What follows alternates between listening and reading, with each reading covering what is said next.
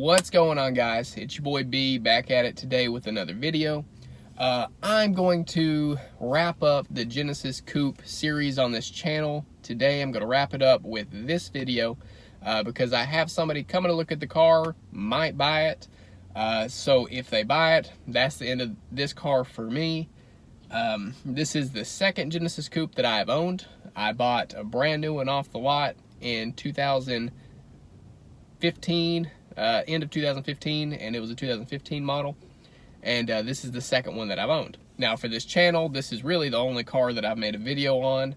And I know it's been unorthodox, I know it's been unconventional, but me trying to learn how to edit videos and, you know, shoot videos and what to do with them and how to edit them, this car has really been subject to all that learning curve and me trying to get better in general. So, and life happens as well, so gaps between videos, you know, stuff like that. I'm trying, trying to get my life going in one direction, and I'm trying to do my hobby. This is my hobby on the side, so really unconventional, but this video is going to be the end of the Genesis Coupe for me and the channel in general. So I'm going to start the review of this car with my overall rating of the car in general, just, you know, a round rating of the car. What I'm going to take into consideration with the rating is the reliability of the car, how fun the car is to drive, the upkeep, so how much it costs relative to other sports cars, how much I know they are to upkeep, and cars that I've owned. So the upkeep of the car, and the car scene, so the Genesis Coupe car scene. So my rating for this car, like I said, those being the variables, I give this car an 8.5 out of 10. So a 0 to 10 rating, I give it an 8.5. And the reason that is, like I said, I'm going to go through each one of those variables. I'm going to end the video on the car scene, the Genesis Coupe car scene. So I'm going to go through each one of those criterion for this car, excluding reliability. That's kind of self-explanatory. I've driven both of these Genesis. I kind of babied this one a little bit more, but I kind of drove the first one to hell and back. And I haven't had the car, so I'll just go ahead and get this out of the way. But I haven't had these cars over 100,000 miles. So I don't know long-term reliability, but I know that if you drive it like hell and beat it to shit, like the powertrain's going to hold up. Now, excluding that, that's all I'm going to say about reliability, but I'll go through the upkeep a little bit, but mostly the fun aspect of the car and the car scene of the Genesis Coupe in general. So the fun part of the car, obviously, is speed. For anybody who's going to buy a sports car, speed is kind of why they buy the car in general, to buy a sports car. Where it does good, where it does not, I'm going to go through that. So the Genesis Coupe, I assume the auto manufacturer Kia built this car to be a highway car. So I think they, most people, when they look at it, it's a street car. And it is, in general. But when I drive this car, all I feel is a highway car. Now, that's very odd to say about a V6, because most V6s, they're not, they can compete on the highway, with other V6s, but they're not really known for that. Especially the VQ and the 350Zs and G35s, they suck on the highway. They are terrible. And, like the BMW Z3, they're good on the highway, and, there's different cars, but also the Z3, is pretty quick in town. Now, if you're going to race a Honda Civic Si, WRX STI, those boosted 4-cylinders, or other V6s in town, you're really just not, you're going to compete with them, and you may beat them, but you're not going to blow them out of the water like the specs that this car has, would prove otherwise, you would think. But, so with the speed of it, on the low end, I'm not really impressed with the car. But on the top end, I'm very impressed with the car.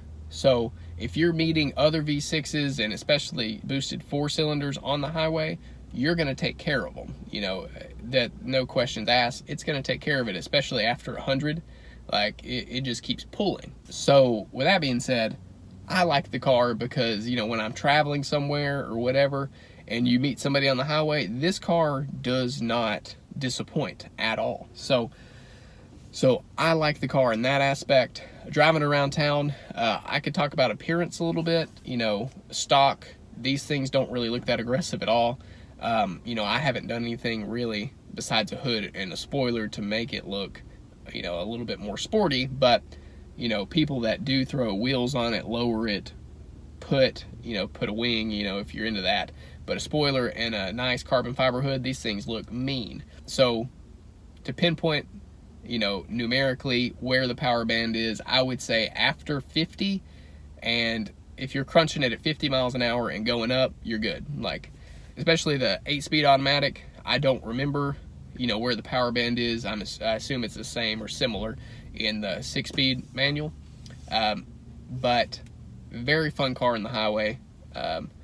Would recommend. Now, is it going to keep up with your Corvette Z06s, your Hellcats, your Demons? No. Or really any 8-cylinder on the highway. You know, it's going to keep up, don't get me wrong, but you're not gonna beat the car.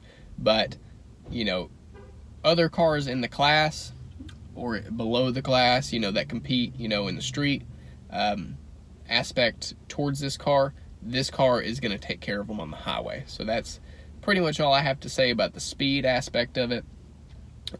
Quick car on the low end, but not as quick as I would want. Now, I'm specifically talking about the 3.8 BK2. So let's talk a little bit more about the car scene itself. So it is split into two groups, primarily four. If you want to get into specifics, BK1, BK2 being the first, but predominantly the biggest split is the 2.0T Genesis owners and the 3.8. So the 3.8 people are people that don't, you know, if they have money, you know, they're going to spend it on wheels, intake, exhaust, and that's it. And if you want to do that, this 3.8 BK2 is for you. But if you want to get into modding the car, you know, on the outside or in the engine bay, you do not want this car because it is expensive, very, very expensive. And two, it is very hard, almost impossible to find somebody to tune this car. So for the car scene, that kind of puts a big damper in it. Now, the reason why I still gave the overall car, now the reason why I gave the car still an 8.5 is because I've never really had a problem with people in the car scene itself, which, you know, most people don't, but there is some rivalry, you know, between people. But since the Genesis Coupe is kind of a niche owner of people, and even more niche is the 3.8 owners, you know, it's kind of a tight-knit group, a lot of younger guys, but never had any problems with that. I do have a lot of problems with the tunability of this car, so that puts a really big hindrance if you're going to go out and about, you know, trying to search for, you know, ECUs. There's like 2 people that make an ECU, and like you can get canned tunes and stuff like that, but people that are going to get it on the dyno and do it for you, it's not going to happen.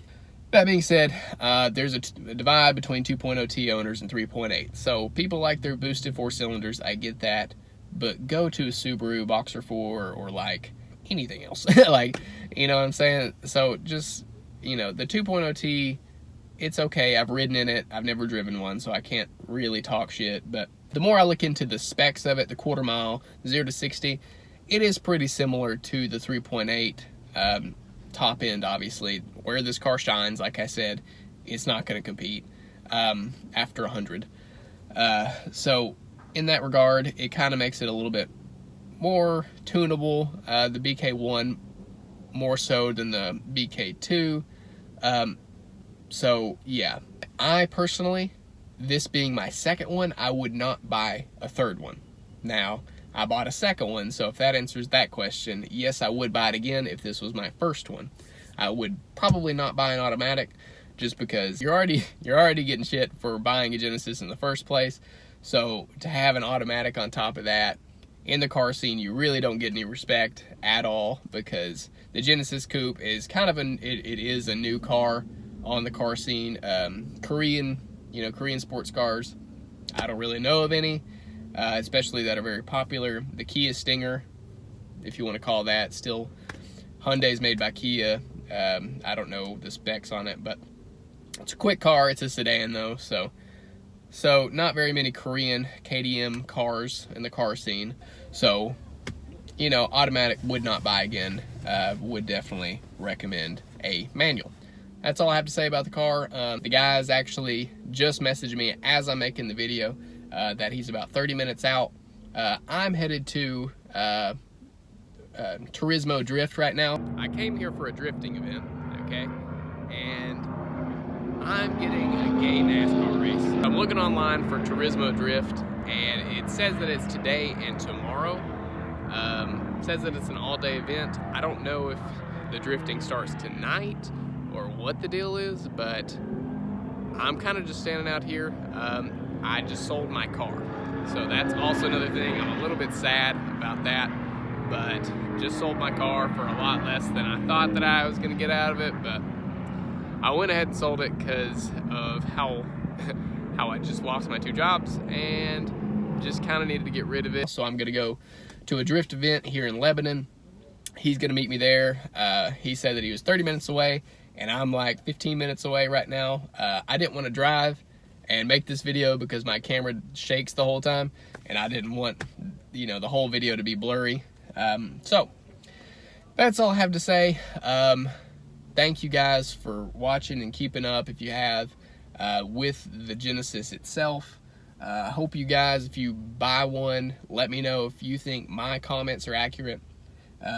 If not, let me know. If you guys have any questions, you guys want me to make any videos on things you have questions about, if you have questions about them, I will answer them as quickly as possible to the best of my knowledge. And hope you guys have a good day. Catch you next time.